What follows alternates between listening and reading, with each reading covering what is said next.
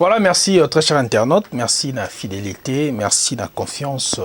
au bino pesa biso awa na Global Télévision Moscou awa to solo nyonso émission na bino to solo nyonso to salaka banalise nyonso tout oyo mingi ba musicien na émission na bino to solo nyonso na impartialité nyonso tout. Donc voilà, merci bandeko nanga to lalaki to lamuki to monaki sortie médiatique qui a fait rigola to komekama solo lango et puis to solo pe sortie médiatique qui a Fally Ipupa na France na Paris mais émission salaki na NL. Donc voilà, ezaki ba émission moko oyo écoulé moi ba encre ebele na salive yango moni to baki to koki kolekisa ba émission na bongote to ko yape to sala analyse na biso to mekama ko éclaircir opinion publique. Donc voilà, faire rigola première sortie nae to sentaki quand même émission les gars qui bien sans polémique. Donc bah tout ba sepela qui na sagesse, maturité, amour, ya fait rigola et ça la qui bien. Mais tout le monde qui peine qu'on a biso Fally à l'ékaki, tout le monde qui arrogance, forfanterie. Donc nyon surtout au y a la kisaki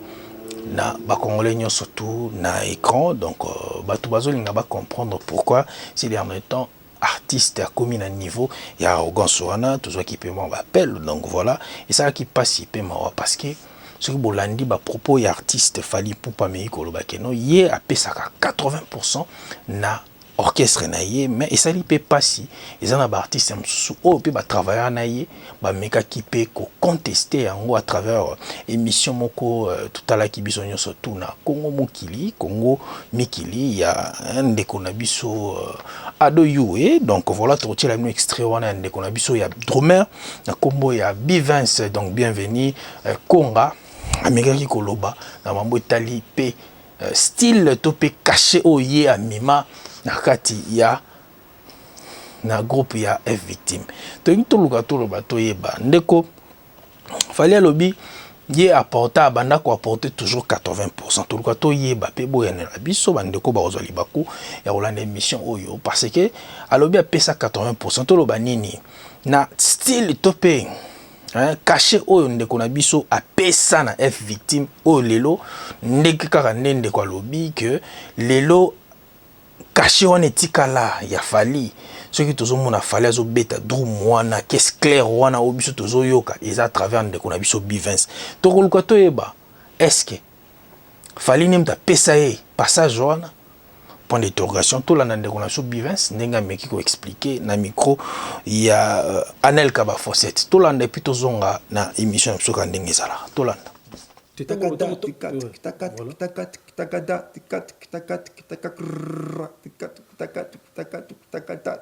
donc ça caché nanga dans la salle qui yango na ko beta on pe na album na Arsenal yango le boka bazo beta na ko donc caché wana sko mutnyo so ko ya donc dume no so zo leka na groupe wana fayo kakashi wana. Voilà, merci. On est de retour. Tozongi déjà dans plateau na biso. Je pense que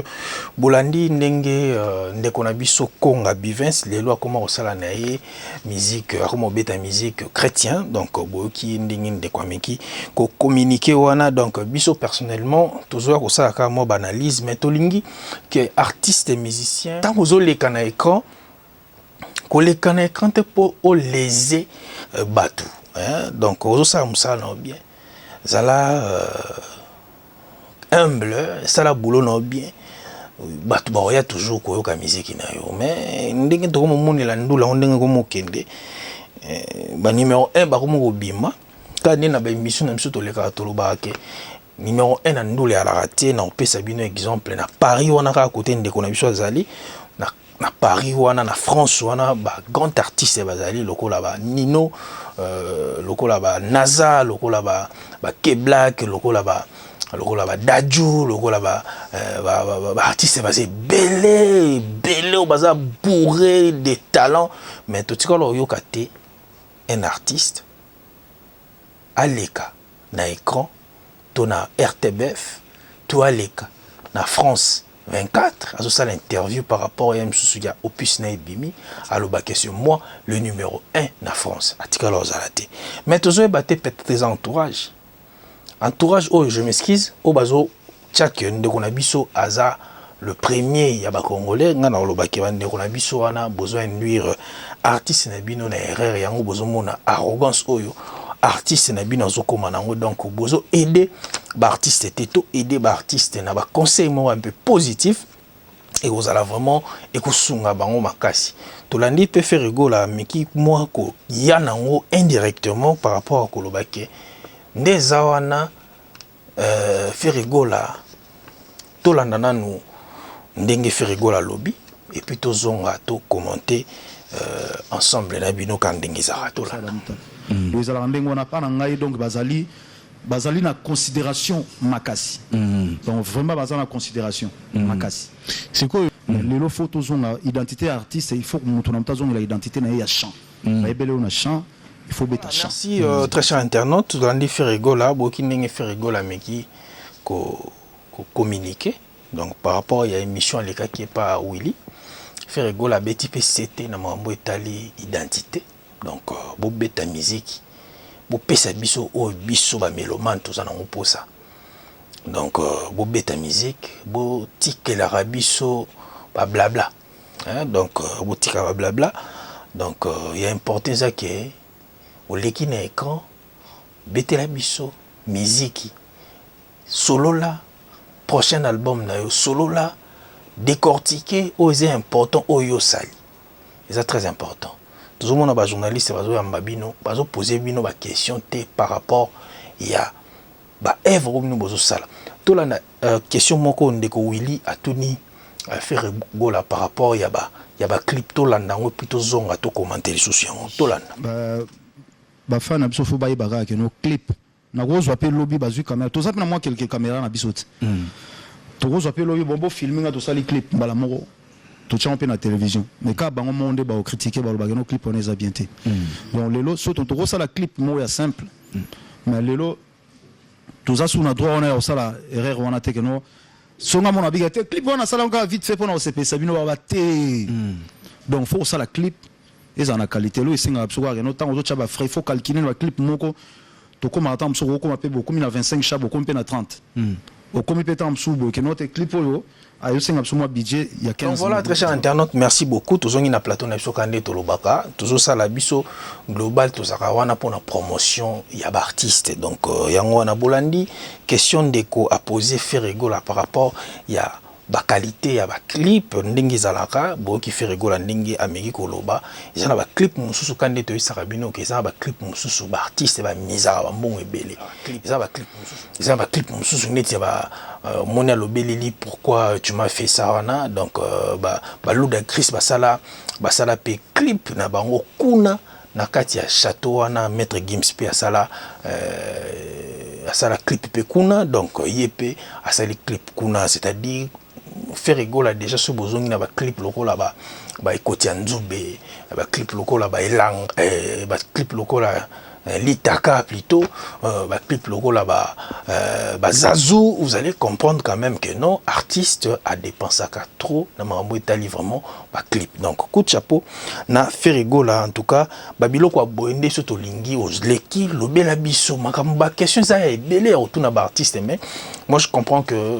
médias et ça là ont vraiment ndenge singulité mais to kosenga na ba journaliste moko ba journaliste nyonso surtout o ozali baku ya kolanda émission on déconnanga et vous allez bien ce qu'il y a artiste beau développer sur œuvre et artiste beau développer sur avenir ba projet d'avenir il y a artiste loko nini azobombela ba mélomane vous allez le moko bien que au bengisi artiste na plateau na yo po tangela e combo il y a artiste mususu en tout cas et vous allez vraiment ma bemini parce que eza ba question mususu oyo ndeko akoki ko développer na ndenge mususu libanda et ko créer toujours polémique donc voilà. Mais pour makambo etali bandalungu ndenge ndeko a posé qui question bokolanda Ferigo la ndenge lobby à propos ya bandalungu mais eza question ezate que non Ferigo la yemoko abimi lobby ke ngana vana na bandalungu a expliqué par rapport ya Wenge à l'époque pour bazoyo eza pe na artiste mususu oyo bazala na bandal soi-disant mais batikala ko zwa bango na Wenge te. Mais lelo ba artiste on a lelo ndenge ba lobaka babaka ke no ba vie wana ba Wenge eza ba pesa bango donc to loba ba piste au ba nango lelo c'est plus ba viona wenge entre autres so botali mambo belende kwa lobaki na vidéo ou asalaki na émission salaki na NL bo comprendre quand même qu'il a essayé un peu de parler sur le générique, mais vous allez comprendre au moins que non, il parle de générique ya ko yemba, mais soko zongi moi si bo comprendre que na Titanic déjà Jibem Piana a boira déjà ba cri ya ko yemba. Donc, binomo boebi, na évité ce qui régit à quoi balancer les bisous, moi extrait en amouké, pour comprendre quand même, na dengue ya lobela qui générique, il y a beaucoup de bicarbonate, vous allez comprendre au moins que ils a toujours idem. Et ça juste pour vous dire que non, artiste na biso lifa, donc quand on lobby qui a l'andaraba viona, allez-y comprendre maman que vous comprendre quand même que dès qu'on a biso azo continue toujours à puiser et pas y a ba viona. Pour tous on a fait rigola, denga lobeli makambuya ya bandalungwa tocheli bino extrait wana bolanda yango bokozonga et plutôt me développer par pourquoi ndeko asili koloba ki azali mwana ya bandal to landa ngo plutôt zonga to continue limbisa na kota mwanda mbulika mango balobaka wenge yango l'air obeti kala, ça veut dire tozongi na wenge ndenge bozalaki c'était beaucoup plus bana bandal, ça veut dire ndeba robeta lisolo, mais yo ba considérer comme mingi on dirait moi na ngiri au kota na bandal na laza bena vraiment na bandal ya veri banana on azali papa ya bandal parce que ba parler na bandal et puis na laza bena vraiment na bandal pour na tanga na 5 AC. Ah bon? Oui, nous avons des collègues, nous avons tout le temps. Donc voilà, merci très chers internautes, merci Nabatunyo, surtout quand nous avons Sabino qui toujours continue toujours émission Nabiso, tout solo la nyonso bolandi, ndenge ferigo la meki, ko solo la par rapport ya ndenge ya pourquoi imwa lobby bandalongwa azana ba palais na bandal. Surtout to kende to kene na fond vraiment te, to kika na forme. Yo mutu za na poto. Est-ce que botama na poto? Botama na poto te, mais ba benga nani?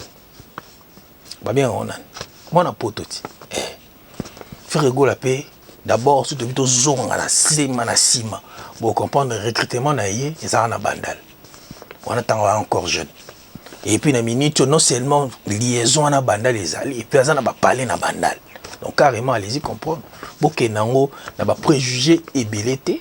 Donc c'est-à-dire que za la mona bandal ngolo bakate ke ne faut botama na bandal. Yana batu musu basumba banda kuna bandal lelo pe bakoma lobaka. Non, biso toza bana bandal c'est tout à fait normal. Eza batu musu ba yape ko yana bandal wana. Ba yape ko yana bandal. Donc on a aucun parenthèse wana ya kozala mona bandal lo ngana opesa message fort na bande ko nyonso tout bozala vraiment tozala te limité kaka na commune moko. Tant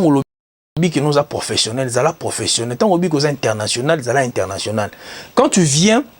il y a des propos moroso les canabé écran pour dire que non moi je suis bandal yebango bana lemba ba silika bana changu ba silika bana barumbu ba silika bana lingwa la ba silika. Donc de préférence il faut ça là tout en globalité, globaliser nyon surtout le bana za kinois.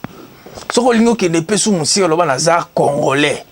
Congolais pourquoi Beni Butembo Lubumbashi Mbandaka Gemena côté na nyonso tout Kasai balandaka yo basepelaka na yo koza limité te bandeko internet stopé qui vit oyo to bozo konela ngoma mingi na internet oyo et meka moi ko déstabiliser carrière na bino te na ba propos wana en tout cas ndeko nanga et kozala vraiment très très dangereux pour na yo boza limité te quand ndenge bozo kende international oui eza bien mais faut boye bango ke non culture na biso eza culture eza base tout ça na bato même si mboka na biso internet non est siégé vraiment bien té au fur et à mesure de tout que lelo internet il reçoit par nango makasi na ba congolais parce que aussi vraiment ba congolais vraiment moi mingi. Donc voilà, merci. Je pense que Tomeki moi ko développer par rapport ya makambo etali bandal en tout cas na pesi bana bandal tout ba biso tout pe to vani na bandal to umeli na bandal na isangi la wana aveni mona ba vena biso donc Paris 16e quoi bato ba bi Paris 16e donc ba salam na isangi la na coin c'est un valeur na pesi ba salam donc namoni bango tout na pesi ba salam donc namoni ba bebel wana namoni donc bino tout na chebino ba salam donc cela veut dire ngolo baka te que non soki botami na bandal ndoza mona bandal te. Donc tout mega long l'équivoque qu'on a na ba congolais bana bazokola ils sont très dangereux bande ko nga so artistes ezala vraiment artiste pour na ba congolais nyonso et ko za lelo komoko il y a bien makasi donc voilà. yango tokoloba toujours que non entourage, vous parlez toujours na mambo tala entourage, mais bino moko boza entourage à bien te ezolakisa ke bon entourage à bien te parce que ba sortie médiatique na bino ezozala professionnalité tant ozolinga ozala international, il faut na ba propos ba jargon, donc il faut engager des gens oyo bazala wana po ba meka ko canaliser ba jargon na yo ba locution na nyonso surtout, c'est très important. Être international ezo englober nyonso surtout kozalaka te ke non loko beta ki osali 2 millions de vies ne comme international, non loko lega ki RT o lega ki France 24 o leki RTBF deux international te kozala professionnel ezo senga ezana babiloko wana nyonso ndezo rassembler et yo bimisa yo muto yo oza international. Donc voilà, c'est très important bande konanga na Global Télévision Moscou, émission na bino to sur la nyonso to sur la nyonso to avec impartialité. Ce qui ndeko na biso bimi wa libanda to koya to solo lango na ndenge moko bongo et osale loko moko ya bien makasi. Donc voilà, tozo continue to komi déjà ko chiter na émission na biso à lelo, donc voilà, tout chelibino ba o nyo surtout zanango ya rocha. Je pense que émission na biso ezali vraiment ko citer kande tolobaka to ebisa kibino que il faut beaucoup comprendre le moko lelo bande konanga ba journaliste, il faut bango que non lelo technologie et rendre communication un peu facile. Lelo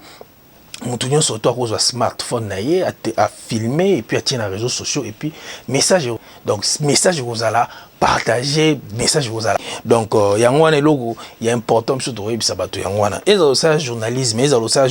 était le problème est qu'ils ont toujours une éthique et puis déontologie important yangwana. Donc voilà, merci tout le sengi, merci na batunyo surtout ba qui toujours ko bazala toujours wana pona ko lande la rabiso même na ba téléphone et ça la rabiso bien hein. Donc ba suggestion na bino surtout to senga na bino bolemba biso te bo continuer toujours à soutenir biso ba suggestion na bino zo koma ba to nyo surtout ba soutenir global ba partenaire toujours il a toujours quand ndenge to solo la to pesi bongo mbote na balandi nyo surtout ba to nyo surtout balinga biso et même Akabi Scofield basalam na yango wana Fanta Fofana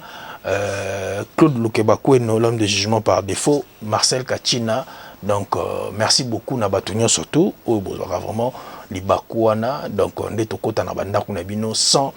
audiences. Donc to pesiba na Paris, Moscou, Belgique, donc Suisse wana, donc Bundes to pesibino ba salam ebele. Bon continuer toujours pour soutenir biso na ba message na bino financièrement peut tout ça nango vraiment pour ça quand to pesibino que nous bientôt là tous lancer on a projet à relancer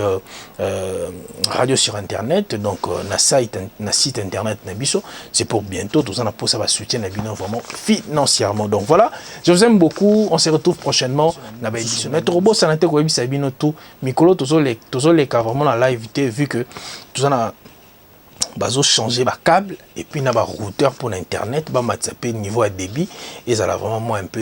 l'écolo pour te permettre bien tant tout ça la live na biso to kende siko na niveau na mintu to na niveau musu to linga to kende pour na boulot to là tout ça la boulot moi à qualité. Je pense que une bota là déjà image auto zo pesa na ba émission enregistrée to lingi tout ça là to zongi ça ba image jona na ba émission nyo surtout auto ça la ba live na biso auto là na pour ça la promotion il y a fait rigoler. Donc voilà, on se retrouve prochainement na émission na bino kaka ndenge ezalaka to solo nyonso to sepeli ya trop na bato nyonso tout. Merci, à très bientôt.